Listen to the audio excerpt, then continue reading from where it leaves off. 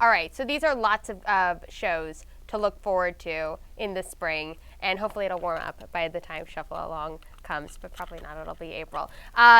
I wanted to ask everybody the question of the month. You ready? Yeah. So February, Valentine's Day. What was the Broadway show or actor or song that made you fall in love with the theater? I'll go first. Sure. So I grew up, my grandmother was a musical theater performer in local theater productions. And so if I had to choose a person, it would be her. We watched the Tonys together every year. She played like all of the Kelly O'Hara-ish roles, you know. I saw her in... And she never won a Tony for so many years. I know. Well, she was on a slight like off. We were in California. But so she was like the person. But I had an experience with the very first Broadway show I saw when I was 12. We came to New York. We saw Crazy for You with Jodie Benson and Harry Groener. It was before stage dooring was really a thing. Certainly wasn't a verb, but it was pouring rain when we got out of the theater, and there was and we didn't have umbrellas, so we waited under the marquee for the rain to stop, and Jodie Benson came out, and we had seats in the very front row, and she came out and she looked at me and she said, "I saw your pretty smile in the front row." And I was 12 and I had been watching with just big wide eyes. We took a picture together. I sent it to her at the theater and she wrote me a letter back. We actually exchanged a few letters, and that was what made me think, like, there's something different about Broadway than about Hollywood, for example. It felt both magical and accessible, and that's when I think I really fell in love. But I wouldn't have even gotten there if it hadn't been for my grandma. You know, I love that phrase, magical and accessible. I talk about that a lot, talking to other friends who aren't necessarily theater people. How the Tony Awards always ends up like affecting me in a way that no other award show do, because people who win are real people, oftentimes. You know, are literally people who may have been like on the subway next to me or waiting my table a month ago who have now just won an award. And even the big stars, like, basically like live a few blocks from my parents in the suburbs and aren't, you know, the Hollywood sort of dated, polished kind of people. So that way of like magical but also accessible is just such a great way of explaining that kind of feeling that Broadway can have. My thing that I often talk about that was sort of a signal moment for me was not the most interesting story, the early 90s production of Guys and Dolls with Nathan Lane and Peter Gallagher. Same season as Crazy for You. That was the second Broadway show that I saw. And I grew up in the suburbs of New York, and I was taken to the theater all the time by my parents since I was a little kid. My first musical was for my 4th birthday. But that was the show which, you know, everyone agrees is like one of the best productions of one of the best shows.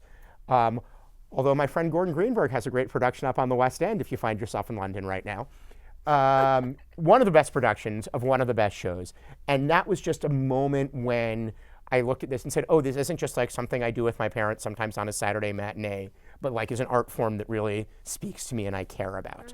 And that sort of always stuck in my mind as like that being a key moment. The first time I vividly remember watching the Tonys was, I guess it was 1999 or 2000, but it was when the revival of Annie Get Your Gun was on and nominated, and Bernadette Peters won. And I just remember, like so many people would do, so many kids growing up, recording it and playing it over and over and over and over again. So many kids do that. So many. Right. Well, now they don't have to do this. We don't have VCRs. But I remember doing that and falling in love with the theater because of that show, among many others. And then getting to see it was just magical and accessible. Should we like hashtag that or something? I think, Laura, if there's somebody to let's do it. It is you. So let's see what the rest of the Broadway community had to say about the theater experience that made them fall in love with Broadway.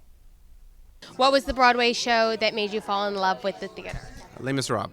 It was the first national tour that came through Philadelphia. Well, see, I was very lucky that I grew up in New York City, and I was very lucky to have had a wonderful aunt who took me to theater starting when I was 8 years old.